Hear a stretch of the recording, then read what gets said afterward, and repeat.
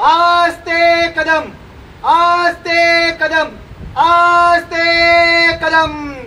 महाराज गणपती गज अश्वपती भूपती प्रजापती सुवर्णरत्न श्रीपती अष्टवदान जागृत अष्टप्रधान वेष्टित न्यायालंकार मंडित शास्त्रात शास्त्र पारंगत राजनीती धुरंधर प्रौढ प्रताप पुरंदर क्षत्रिय कुलावतंस सिंहासनाधीश्वर महाराजाधिराज राजा शिव छत्रपती की जय, राजा शिव छत्रपती की जय, राजा शिव छत्रपती की जय। हर हर महादेव, हर हर महादेव, हर हर महादेव।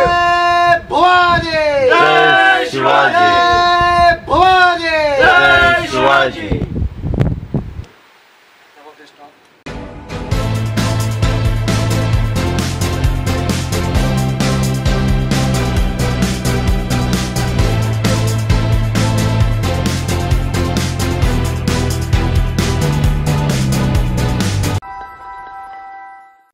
मराठी माणसाचा समुद्रावरील मानबिंदू असलेला किल्ला म्हणजे सिंधुदुर्ग किल्ला. सिंधुदुर्ग जिल्ह्यातील सिंधुदुर्ग ही ओळख या किल्ल्यामुळेच मिळाली आहे. असे म्हणतात की मालवणला जाऊन सिंधुदुर्ग न पाहता येणं म्हणजे देवळात जाऊन देवदर्शन न करता येणं. यामुळे येथे येणारे पर्यटक आवर्जून सिंधुदुर्ग किल्ला पाहायला जातात. पण देवळात जाताना नंदीचे अथवा कासवाचे दर्शन करावे लागते हा संकेत मात्र विसरतात. असेच काहीसे सिंधुदुर्ग किल्ला व त्याच्या आसपास असलेल्या किल्ल्याबाबत घडते. छत्रपती शिवाजी महाराजांनी सिंधुदुर्ग किल्ला बांधताना त्याच्या रक्षणासाठी आसपासच्या परिसरात पद्मगड, राजकोट या उपदुर्गाची साखळी निर्माण केली होती. सिंधुदुर्ग किल्ल्यावर पर्यटक जात असले तरी या दुय्यम किल्ल्याकडे कोणी फिरकत नसल्याने दुर्लक्षित झालेले हे किल्ले आजही ओस पडलेले आहेत.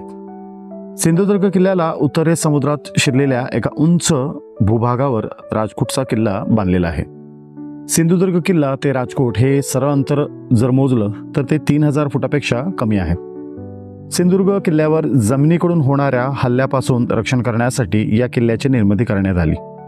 मालवण शहरावर मेढा भागात असलेल्या जय गणेश मंदिराकडून किल्ल्यावर चालत जाता येतं. साधारण आयताकृती आकाराचा हा किल्ला 3 एकर परिसरावर पसरलेला असून किल्ल्याचा दरवाजा पूर्णपणे नष्ट झाला होता. 3 बाजूस समुद्र व एका बाजूस जमीन अशी या किल्ल्याची रचना असून किनाऱ्याकडे उभे राहिलेले असता समोर उंच वट्यावरून एक वास्तू दिसते. ती म्हणजे किल्ल्याच्या समुद्राकडील दिशेने असलेल्या बुरुजावरची उभी आहे. बुरुजावरून समोरच सिंधुदुर्ग किल्ला हा दूरवर पसरलेला अथांग सिंधुसागरात दिसतो. या बुरुजावरून समुद्रकाठाने पुढे आल्यावर उद्ध्वस्त झालेला एक दुसरा बुरुज दिसतो. या बुरुजाच्या पुढे जमिनीच्या बाजूने असलेले किल्ल्याची तटबंदी आजही शिल्लक असून तटबंदीची उंची 5 ते 6 फूट आहे. या तटबंदीच्या बांधकामाच्या साधण्यासाठी कोणतेही मिश्रण वापरलं नाही. राजकोट किल्ल्याची बांधणी सिंधुदुर्गाबरोबर इसवी सन 1664 ते 1667 दरम्यान केली गेली. इसवी सन 1763 साली पोर्तुगीजांनी सिंधुदुर्गावर हल्ला केला आणि जवळच्या एका लहान दुर्गावर मराठ्यांचे 200 लोक व 6 तोफा असल्याचा उल्लेख येतो. हा दुर्ग बहुधा राजकोट असावा.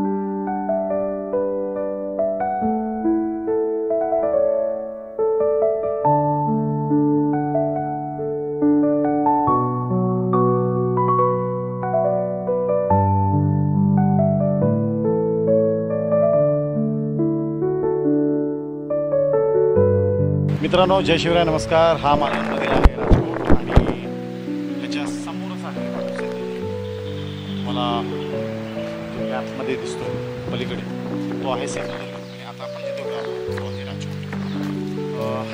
राजकोट आता आपल्या इंडियन नेव्हीने मला वाटतं इकडे नरेंद्र मोदी यांनी ते नेव्ही दिवस वगैरे मनवलेला साजरा केलेला.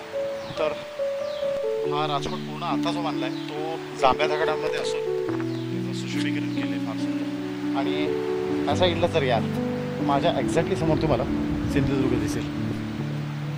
उफाळत्या पाण्यामध्ये गौलाने जो मानाने उभा आहे तो आमच्या छत्रपतींचा सिंधुदुर्ग. तर पाण्याची भरती आणि पाऊस असल्या कारणाने त्या साईडला जात आहे. आपण त्याला दुरून बघू, पण पुन्हा त्याला परत आपण अटेम्प्ट करू बघण्याचा. तोपर्यंत आज आपल्या मालवण सिरीजमधला हे दुसरं ठिकाण. पहिलं आपण रॉक गार्डन बघितलं आहे, सेकंड हे बघितलं आहे, थर्ड आपण देवीचं दर्शन केलं आहे. अशी ही तिसरं ठिकाण आहे आज. पहिलं आपण मालवणच्या प्रसिद्ध अशा ज्या देवी आहेत त्या देवींचं दर्शन घेतलं, ज्यांची जत्रा खूप फेमस आहे, खूप प्रसिद्ध आहे. सेकंड आपण रॉक गार्डन घेतलं आहे. रॉक गार्डन नॉर्मल आहे आणि राजकोट आपला सिंधुदुर्ग. तर मित्रांनो, हा ब्लॉग तुम्हाला कसा वाटला नक्की कळवा आणि तुमच्या प्रतिक्रियांची आम्ही वाट पाहतो. सो तुमच्या प्रतिक्रिया आमच्या व्हिडिओच्या खाली नोंदवा आणि आम्हाला नक्की कळवा कसं वाटलं. पुन्हा भेटू आपण एका नवीन ठिकाणी. तोपर्यंत मी विनोद शिंदे, आपला जय शिवराय.